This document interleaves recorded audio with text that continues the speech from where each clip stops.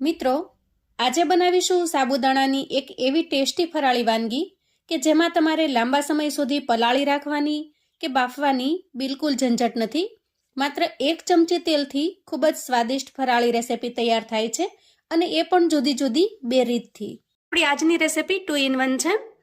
તમે ઉપવાસની અંદર પણ બનાવીને તૈયાર કરી શકો છો અથવા તો સામાન્ય રીતે તમારે નાસ્તો બનાવવો છે, કશું નવું બનાવીને ખાવું છે તો પણ આ રેસિપી બનાવીને તમે તૈયાર કરી શકો છો. તો આજની રેસિપી બનાવવા માટે આપણે અહીંયા લઈશું 1 વાટકી ભરી અને સાબુદાણા. હવે સાબુદાણાને ધોઈ અને આપણે ચોખ્ખા કરી લેવાના છે. તો આ રીતે આપણે એકદમ હળવા હાથે સાબુદાણાને ધોઈ લઈએ. સાબુદાણાને સાફ કર્યા પછી એના અંદરનું બધું જ પાણી આપણે કાઢી લીધું છે. હવે આપણે આ સાબુદાણાની અંદર દહીં મેળવીશું. તો 1 વાટકી સાબુદાણાની સામે આપણે અહીંયા અડધી વાટકી જેટલું દહીં લેવાનું છે અને દહીં બહુ ખાટું ન હોય એ રીતે આપણે પસંદ કરીશું. અને જો ખાટું દહીં હોય તમારી પાસે તો તમારે એમાં થોડું પાણી ભેળવી અને પછી એડ કરવાનું છે. હવે આપણે અડધી વાટકી દહીંની સામે અડધી વાટકી જેટલું પાણી એડ કરીશું અને બધી જ વસ્તુને આપણે સારી રીતે મિક્સ કરી લઈએ. તો અહીંયા મેજરમેન્ટ પ્રમાણે જોઈએ તો આપણે 1 વાટકી જેટલા સાબુદાણા લીધા છે, એના સામે અડધી વાટકી દહીં અને અડધી વાટકી જેટલું પાણી લીધું છે. હવે આપણે સાબુદાણાને 3 કલાક માટે રેસ્ટ થવા દઈએ. તો એક પ્લેટ ઢાંકી મિક્સિંગ બાઉલને આપણે સાઈડ પર મૂકીશું અને આજના નાસ્તા માટે એકદમ ટેસ્ટી એવી ચટણી બનાવીને તૈયાર કરી લઈએ. ચટણી બનાવવા માટે આપણે એક મિક્સર જાર લઈશું અને એમાં 2 ચમચી જેટલું આપણે દહીં ઉમેરીશું. દહીં છે એ બહુ ખાટું પણ નહીં અને સાવ મોળું પણ નહીં, એ રીતે મેં લીધેલું છે. બહુ ખાટું દહીં હોય તો તમારે થોડું પાણી ઉમેરી દેવાનું. ત્યાર પછી એમાં થોડી સમારેલી કોથમીર ઉમેરીશું, 1 લીલું મરચું ઉમેરીશું, નાનો આદુનો ટુકડો ઉમેરીશું અને થોડા શેંગદાણા ઉમેરીશું.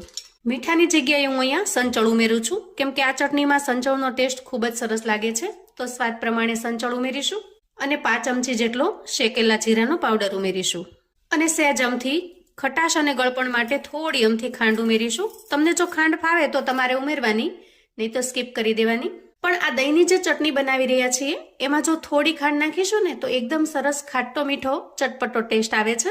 4 થી 5 ચમચી જેટલું પાણી ઉમેરીશું કેમ કે આપણે અહીંયા દહીં ઉમેર્યું છે. હવે ઢાંકણ ઢાંકીશું અને ચટણીને પીસી લેશું.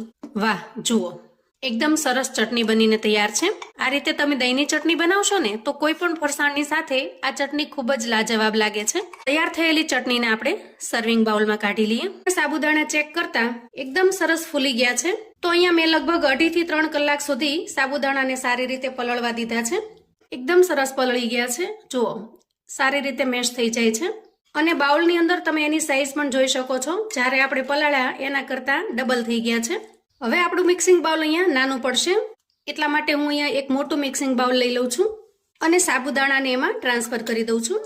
હવે જુઓ એક મોટું બટેકું છે એને મેં આ રીતે ખમણીથી ખમણી લીધું છે જેથી કરીને એકદમ સરસ માવો બની ગયો છે. એના અંદર કોઈ પણ જાતના લમ્સ રહ્યા નથી. તો આ રીતે ગ્રેટ કરેલા બટાકાને આપણે સાબુદાણાની અંદર એડ કરી દઈએ. સાબુદાણા કરતાં થોડા ઓછા એટલા આપણે બટેકા લીધા છે.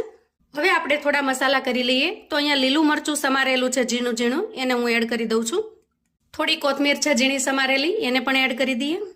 સ્વાદ પ્રમાણે આપણે અહીંયા મીઠું એડ કરીશું. તો બટેકા બાફવામાં કે સાબુદાણા પલાળવામાં ક્યાંય આપણે મીઠું લીધું નથી, તો એમાં પ્રમાણે આપણે અહીંયા મીઠું એડ કરીશું.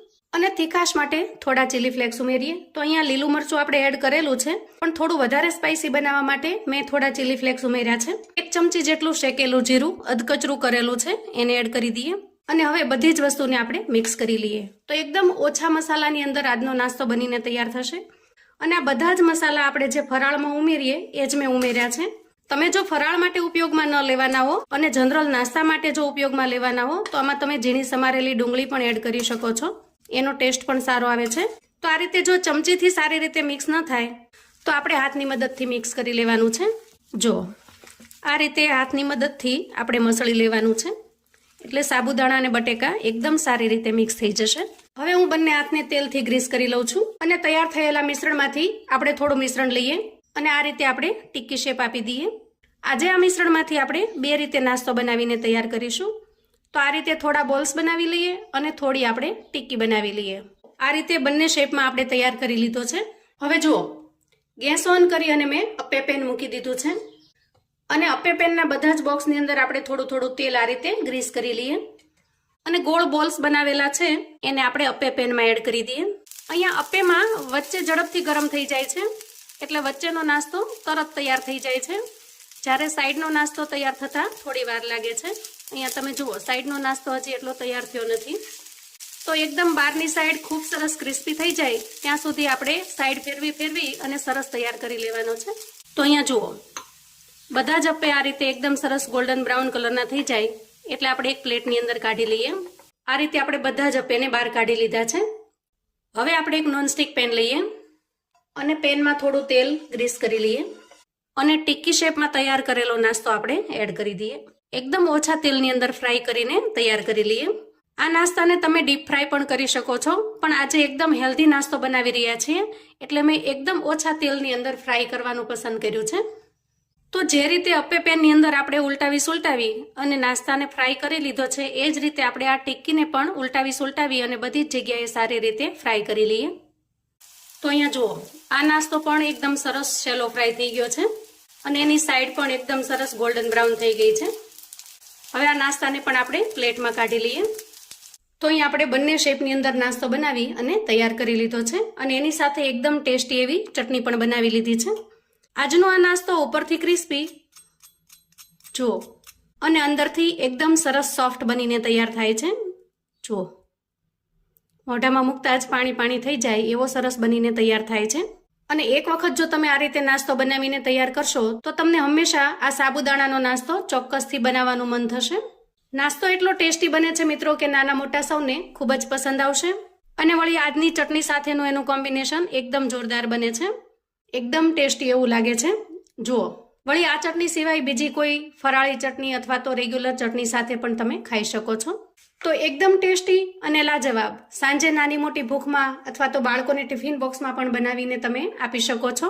અને ક્યારેક તમને કશું અલગ અને નવું ખાવાનું મન થાય તો તમે ફટાફટથી બનાવીને એન્જોય કરી શકો છો. તો મિત્રો આવું અવનવું જાણવા માટે અને મને સપોર્ટ કરવા માટે ચેનલ પર જો તમે નવા છો તો પ્લીઝ ચેનલને સબસ્ક્રાઈબ કરો. વિડીયો ગમે તો લાઈક અને શેર કરો. તમારા સગા સંબંધી મિત્રોને પણ આપણી આજની એકદમ ટેસ્ટી એવી સાબુદાણાની ફરાળી આ રેસિપી ચોક્કસથી મોકલી આપજો, જેથી એકાદશીમાં કે નજીકમાં શિવરાત્રી આવે છે ત્યારે પણ આ રેસિપી બનાવીને તૈયાર કરી શકે.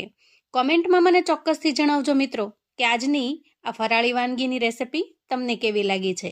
ફરી મળીશું એક નવી રેસિપી સાથે. ત્યાં સુધી આવજો મિત્રો.